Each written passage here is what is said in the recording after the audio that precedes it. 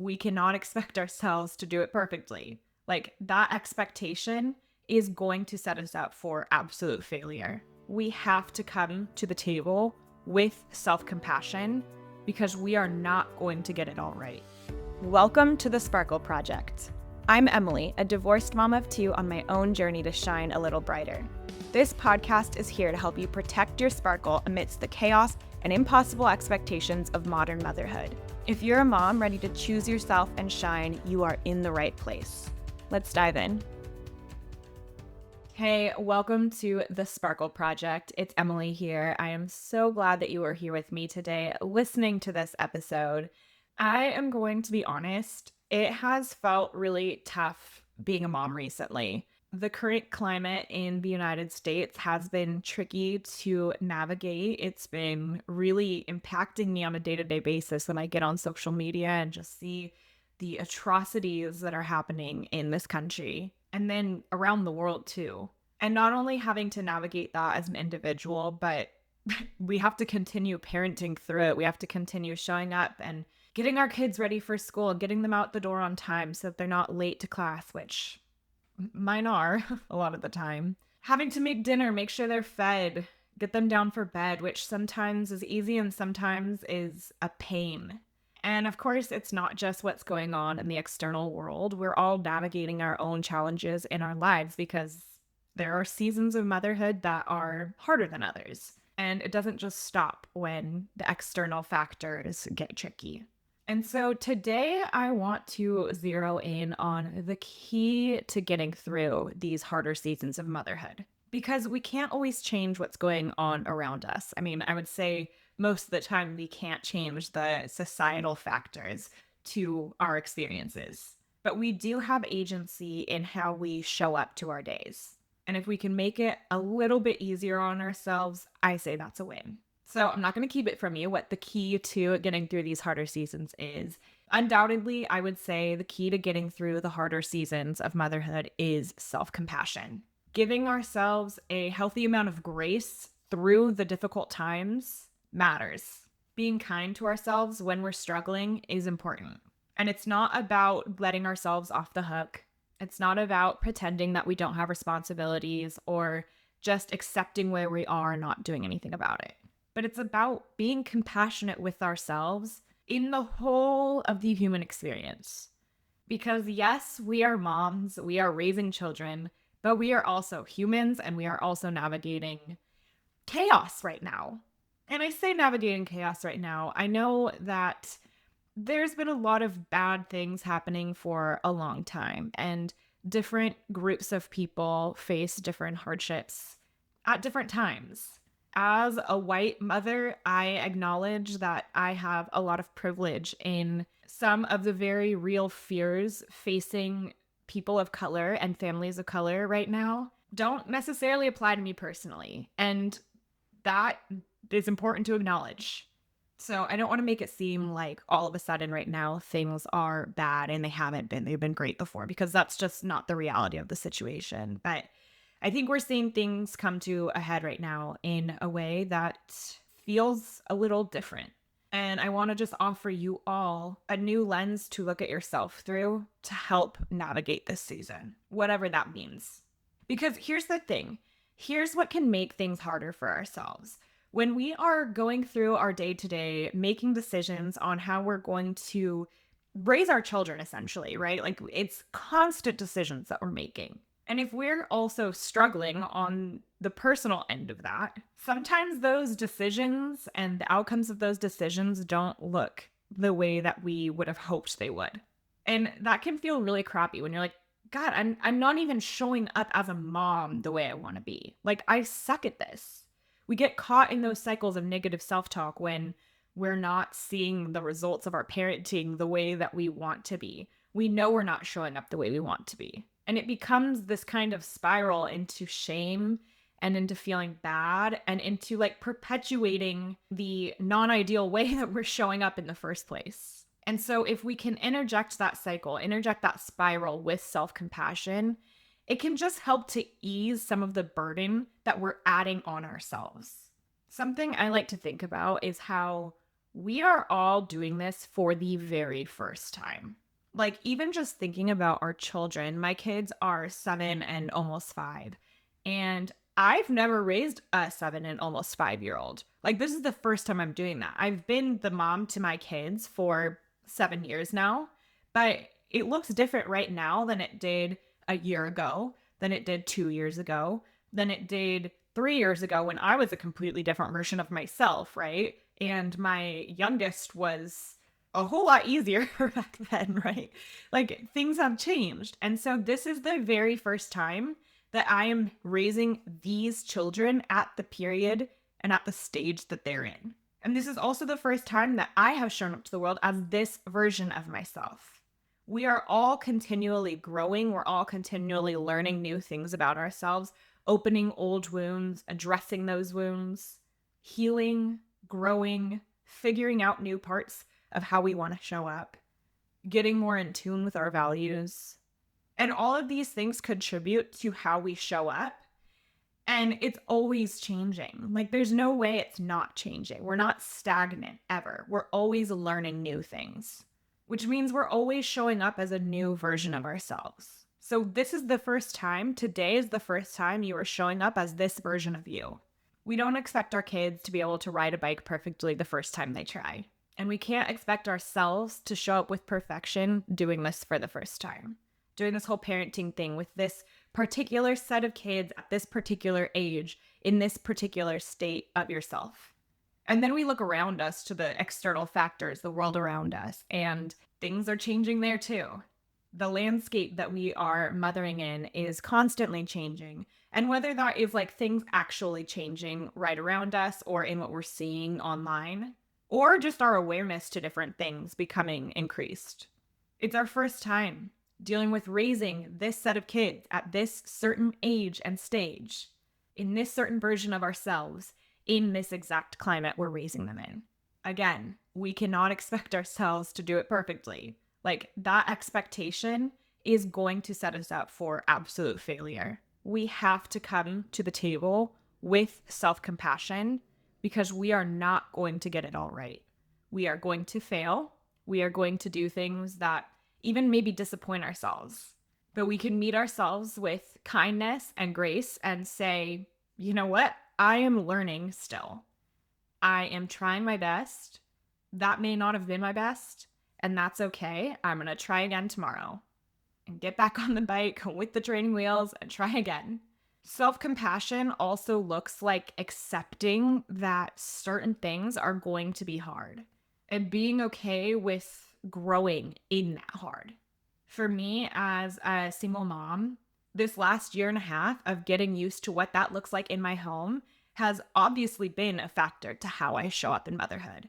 And in a lot of ways, I think the way that I show up to motherhood has improved drastically with the changes in my life. But there's also pieces of it that are like incredibly hard and where I'm like totally dropping the ball in different areas. And I can acknowledge that. But I can acknowledge that those areas that are hard, like they just are hard. And I'm figuring it out. I am learning, and that's okay. I have to give myself permission to continue learning, to continue accepting that, like, I don't know how to do this. I've never done this before. I am 31 years old, and I am still figuring it out, just like every other mom out there is still figuring something out, whether we want to admit it or not. Self-compassion can look like just accepting the fact that things are hard and knowing that, yeah, we can do something about it. And we can also be okay with just not being perfect at it. I genuinely believe that showing yourself compassion is the key to getting through these harder times in motherhood and in life in general. So, how do we actually increase self-compassion? Because it's easy enough to say, like, just be more compassionate with yourself.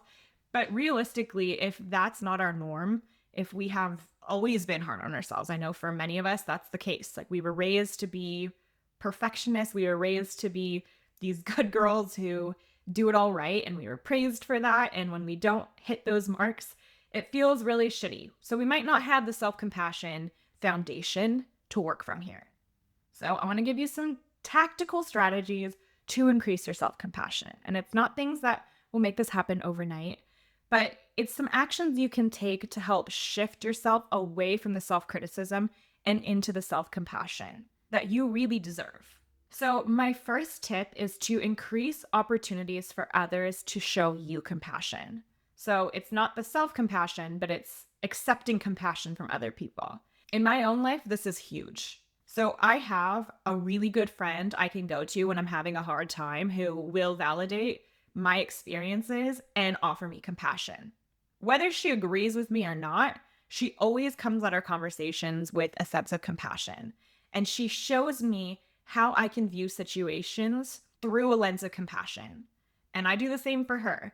Having friendships like this can be so invaluable because having somebody like reflect compassion to you can help you take on that mindset in your own situations and hold that compassion for yourself.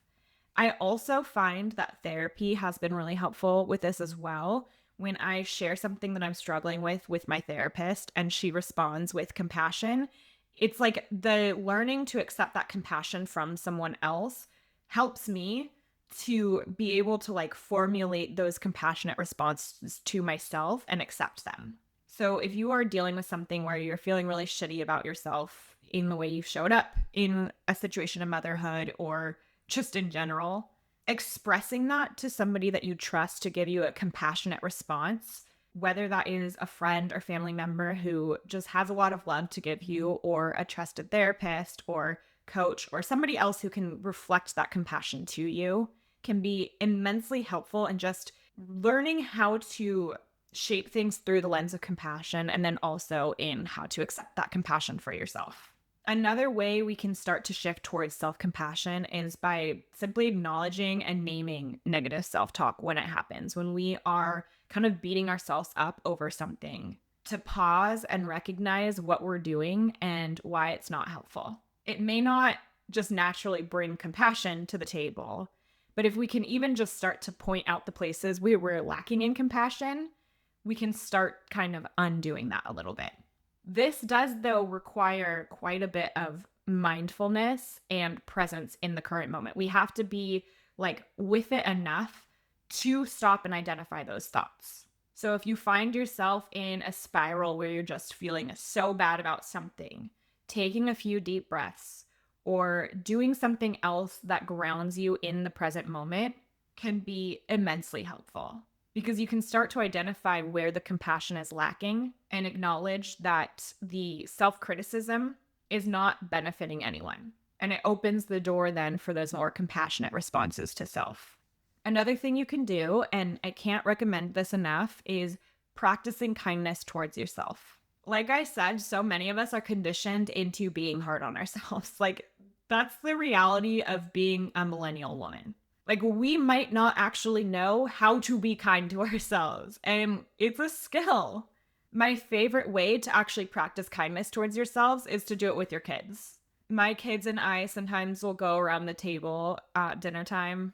Who am I kidding? We don't usually eat dinner at the table. We're usually on the couch chilling. But we'll go around sometimes and share what we love about each other and about ourselves. And we have to share one thing. So I might tell my youngest that I love how he snuggles with me when we're watching TV together. And I might tell my oldest that I love the way he tells me stories about different things he learns that he's really excited about.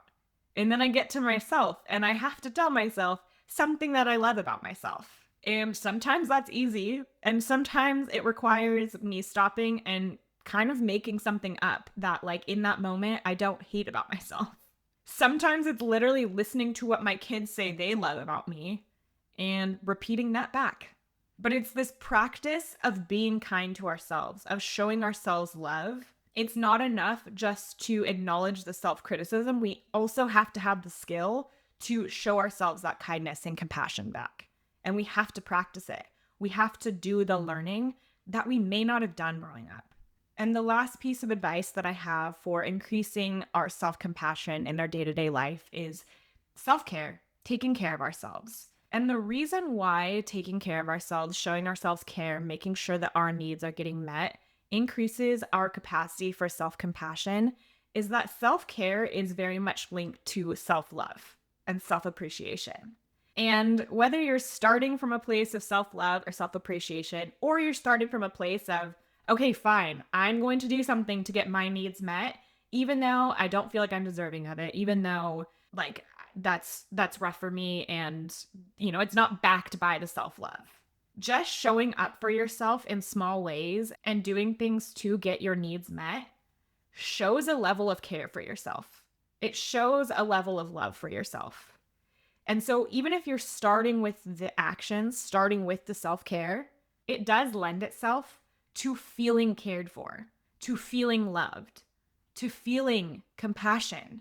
And that compassion is coming from you. So whatever self-care looks like for you, whether that is making sure that you get out for a walk every day because you know it makes you feel good, or whether that is scheduling that hair appointment to get your roots done because you always feel better when you look like you want, or whether that is deciding you're going to go to bed at a reasonable time because you know you're going to feel better in the morning if you do. Self-care encompasses a lot of different things, but really it's the essence of taking care of yourself, of acknowledging your own needs and showing up for those needs because they matter. When you show yourself that you matter, you are being compassionate towards yourself, and it will continue to develop that self-compassion in your day-to-day life. There are enough factors at any given time making motherhood difficult. We are raising children in a patriarchal system that is not made to support mothers. That is a fact, a foundation that I will stand on in every conversation I have. This society was not made to support us. This society was made to keep us feeling like we are failing. We do not need to be piling on.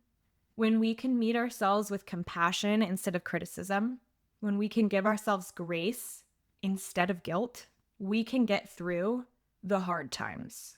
I've said this before and I will say it again. We deserve more than survival. We deserve to shine. And if you are in a period of feeling like you're in survival mode, feeling like you're just barely getting by, that's okay. Don't pile on. You are enough. You are doing enough. The things you are navigating right now are challenging, and we can sit validated in that reality. But showing up with self-compassion for yourself makes a difference, and you deserve it. I encourage you that when you're done listening to this episode to take even just a minute of your time and acknowledge one thing that you've done today that you're proud of. No matter how small, I'm sure there's something you've done today that is worth celebrating. Thank you for being here. Thank you for taking this time for you. I know so many moms are feeling the pressures of the moments right now. And if there's another mom in your life who you think would benefit from this conversation on self-compassion, do not hesitate to send this episode to her. I will be back again next week with another guest episode of The Sparkle Project. Until then, keep on shining. Thanks for tuning in to another episode of The Sparkle Project. Loved what you heard? Share this episode with a friend, and don't forget to leave a rating and review to show your support for the show. We'll be back next week with another episode. See you then.